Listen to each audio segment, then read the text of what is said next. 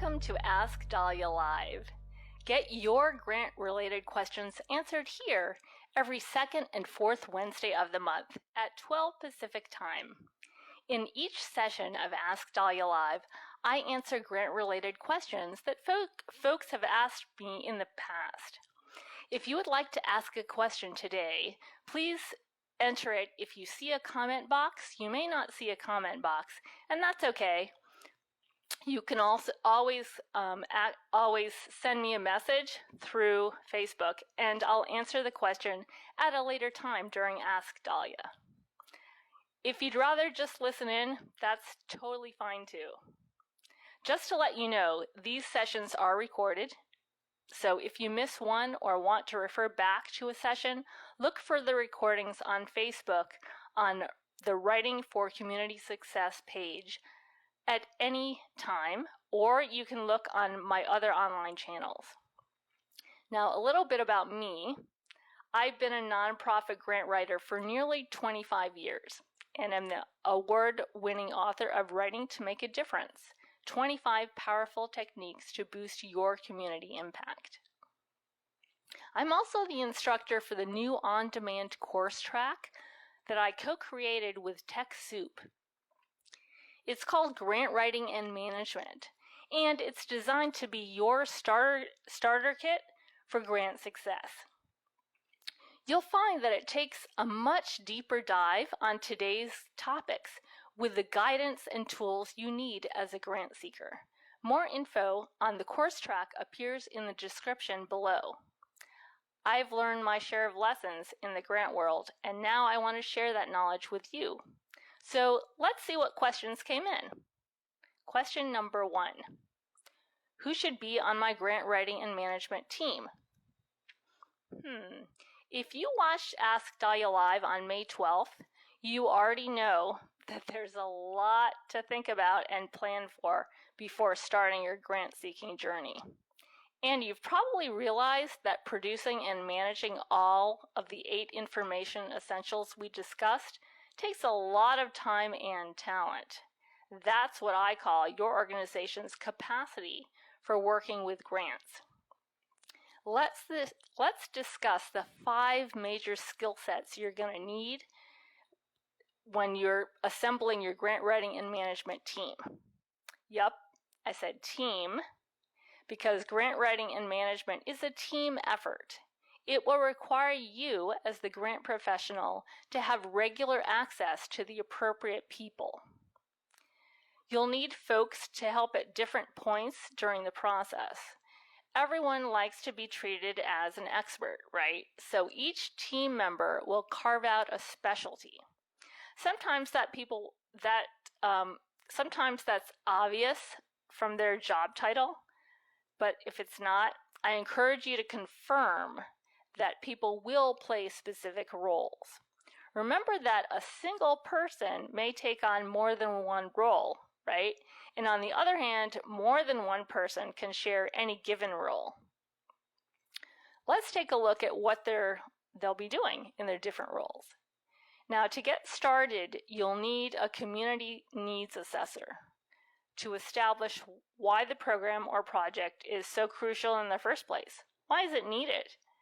That critical piece of information should embrace as the information that you gather should come from a community process that embraces as much community involvement as possible. After all, who would be better positioned to know the issues in the community? You'll also need a program specialist. That person is going to outline the vision for the prioritized program or project that you're going to be seeking funding for. Now, that person will also be very involved in creating and reviewing proposal drafts for content accuracy. So you want to make sure they're there pretty much through the whole process. Now, as the program is being developed, don't forget to include someone who's going to determine a feasible way to track and measure the program's effectiveness. That can be done in-house in your organization or via a third party. While that is being done, you'll need someone to research appropriate funding opportunities and someone to kind of be a schmoozer, a person who's going to cultivate relationships with potential funders. So they're going to initiate and then maintain those relationships. Once the program or project is funded, you get the grant, then you're going to need to have someone monitor the implementation and evaluation of the project. And they have to kind of always be aware of what you said in your grant proposal to make sure that it's consistent. When it's time to report your progress to grant makers, you're going to need someone to help with figuring out the information about the project status and the outcomes, including financials. So someone who kind of knows the program, and then someone who is going to help track and monitor the financial end of the program. If you have someone collecting stories of clients who benefit from the project, and I highly recommend that information can also go into your grant reports. So throughout this process, you're likely to need folks to provide detailed administrative information or assistance.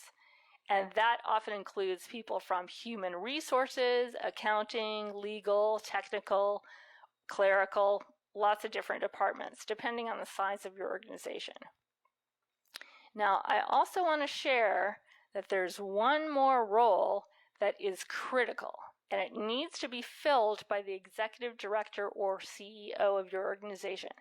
And that role is the role of strategic supporter of your grant-seeking work. That person will provide the resources and inspiration to facilitate grant success. So without that strong support and vision, your grant team is going to lack direction, priorities, and motivation. So you need to have your executive director or your CEO as your strategic supporter. Now, whoa, that sounded like a lot of people that I just listed, or a lot of roles. And remember, you can have one person doing several of those roles at a time. Now, this is going to depend on your organization size, as I said earlier. So remember that while most teams are going to be made up of people on staff at your organization, you may also want to tap outside experts or collaborators, key board members, or volunteers. Some of those roles can be played by people outside of your organization who are affiliated with you. Okay.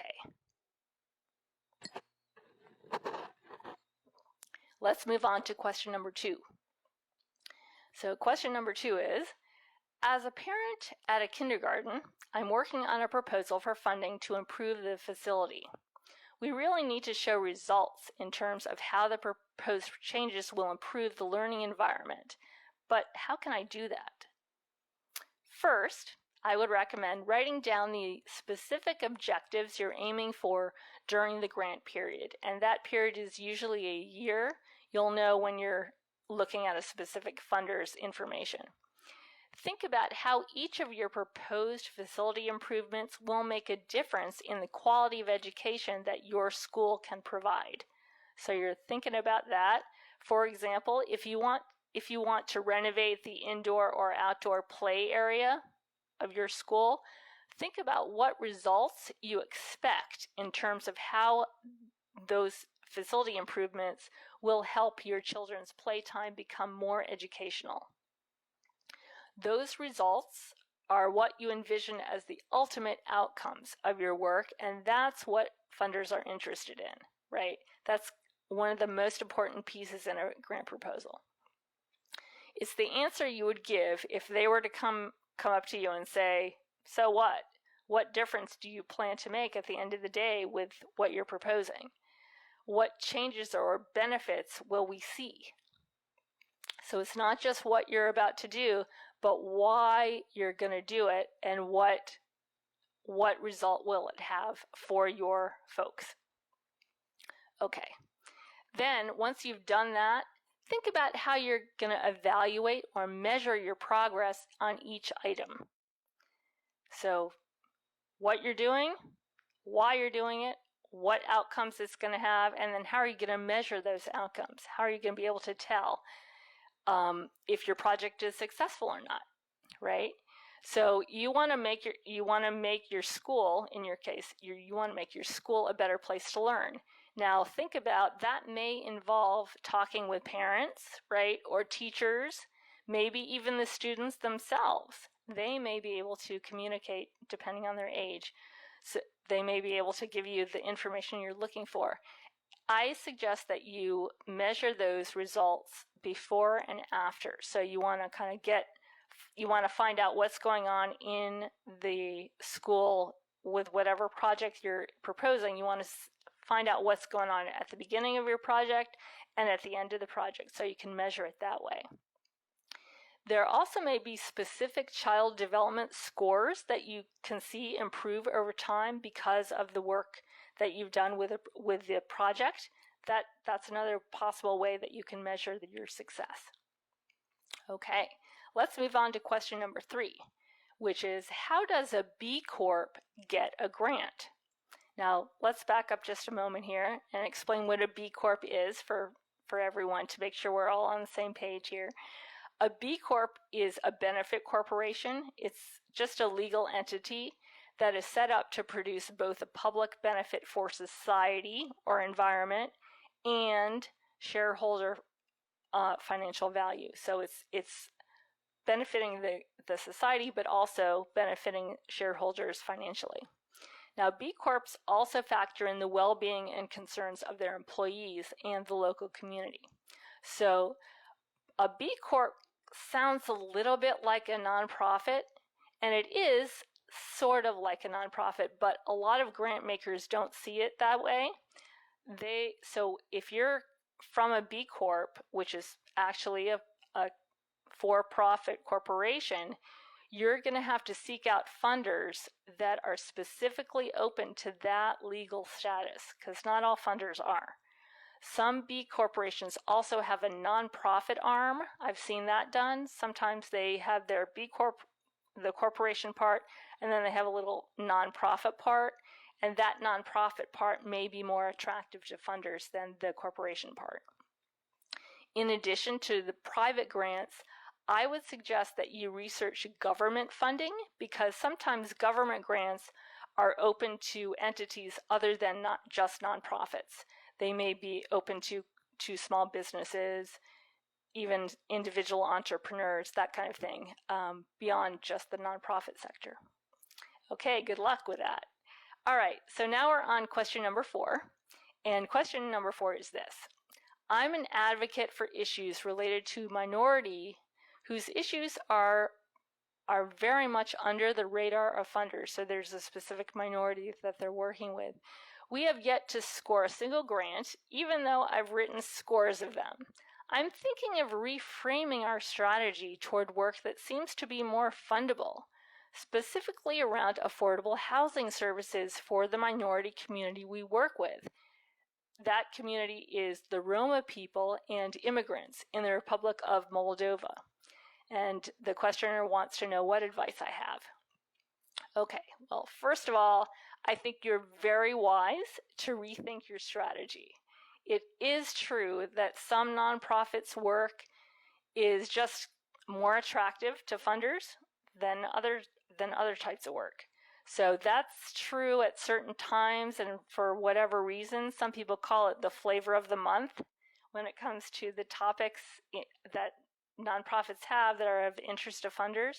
So when you find that that's going on for you and you find yourself rejected a lot, it means you're probably doing something wrong, and you're kind of picking up on that. So rejection needs to be a sign that perhaps you need to learn more, get better advice, do more research, and ask more questions.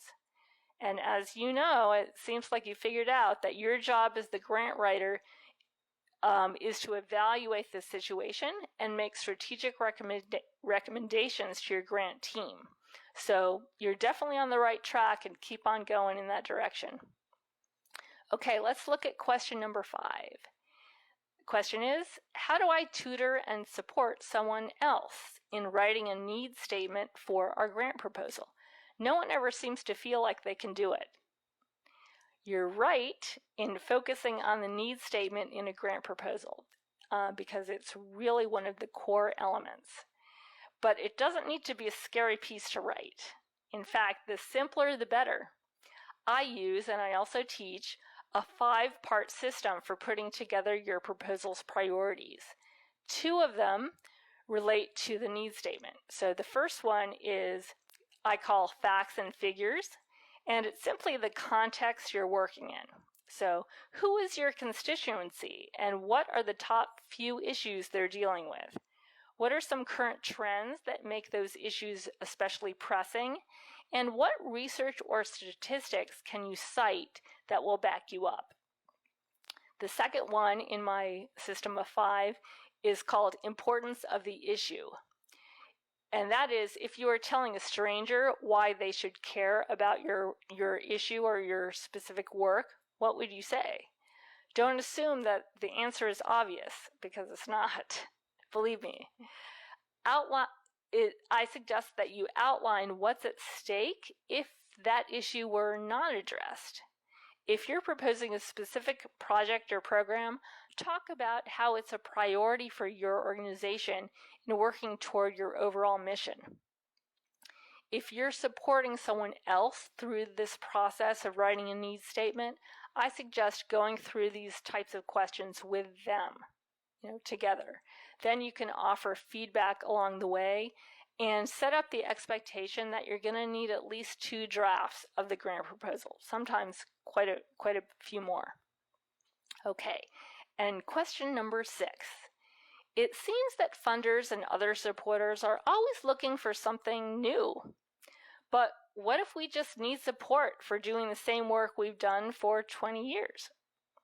Well, the word new is indeed one of the hottest words in the funding world, but it doesn't always have to mean kind of inventing something new. You don't have to do that all the time. So it can just highlight an improvement that you're making over time, and you found you're incrementally finding a better way to do your work. So I suggest asking yourself, is there anything unusual about the way your organization is addressing the community problem? And then it's your job as the writer to frame this work as new, improved, or innovative. So I have a few examples for you, a few ideas that you might want to consider for that.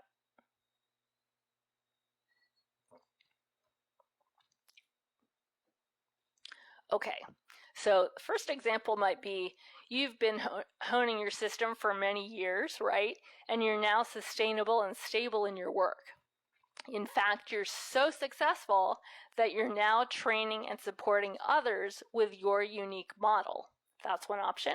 Or maybe you're introducing your community to a new idea that worked elsewhere, right? And you're adapting it to your context. That's one possibility. Perhaps you've been working with new clients and now you're ready to share their stories. That's another new aspect to your work. What about if you're trying something that has never been tried before? You're just winging it. You're just kind of trying something new, doing some experimentation. That's a possibility.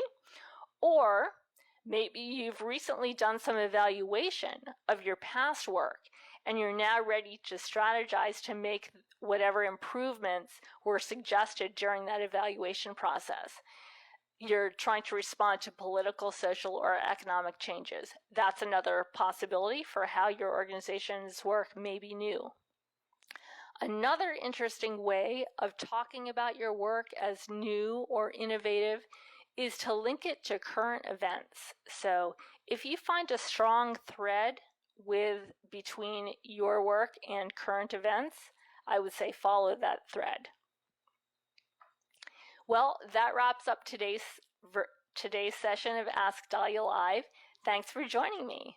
I'm here every second and fourth Wednesday of the month at noon Pacific time. Be sure to stop by again and tell your friends and colleagues. Remember, recordings are available on my Facebook page for Writing for Community Success under the Videos section, and also on my website, www.writingtomakeadifference.com. If you have a question that you'd like to ask for a future session of Ask Dalya Live, just use the comment section on your Facebook app here.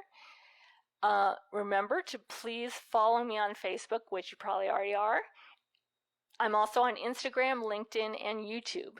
And visit my website, writingtomakeadifference.com. There you can sign up for my free newsletter and you'll get even more tips.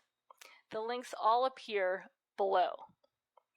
I look forward to hearing about your successes and answering more of your questions during the next session of Ask Dalya Live on Wednesday, June 9th.